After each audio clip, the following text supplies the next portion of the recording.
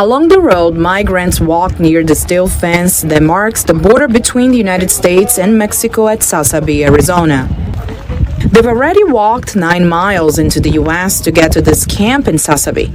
Here, they wait to turn themselves in to U.S. Border Patrol officers. Most say they will ask the United States government for asylum.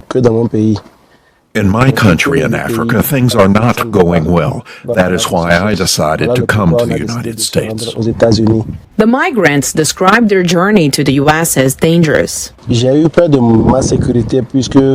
I was afraid for my safety since in the forest in Panama it was not easy. We were walking in a big forest. It wasn't easy, but we made it. U.S. officials released encounter data showing that illegal crosses into the United States from Mexico fell more than 6% in April, defying the usual spring increase.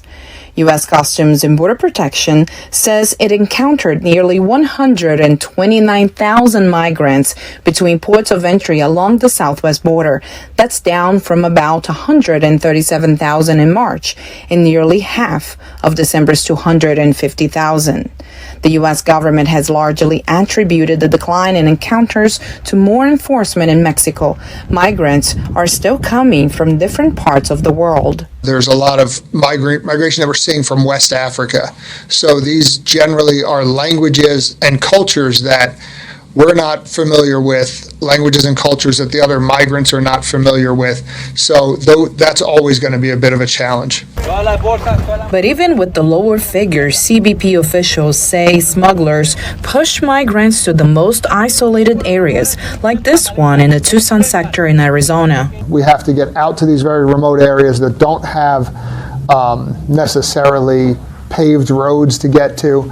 So we are getting out there best we can to get to them, triage them, determine if there's someone that's more vulnerable than the rest, and then get those populations out of there. Since May 2023, U.S. immigration officials deported more than 720,000 individuals.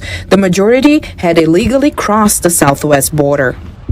At the camp in Sasabe, humanitarian workers provide migrants with food and water. It used to be it was Mexico and Central America, and those people still come. But there are people from various countries in Africa, met people from Bangladesh, from India, from, I don't know, it's kind of a United Nations sort of a thing. The decrease in encounters hasn't slowed down the Republican criticism of how the Biden administration is handling immigration issues. If people think they can come illegally, they will come. U.S. officials say they will remain vigilant to understand the shifting migration patterns. Aline Barros, VOA News, Washington.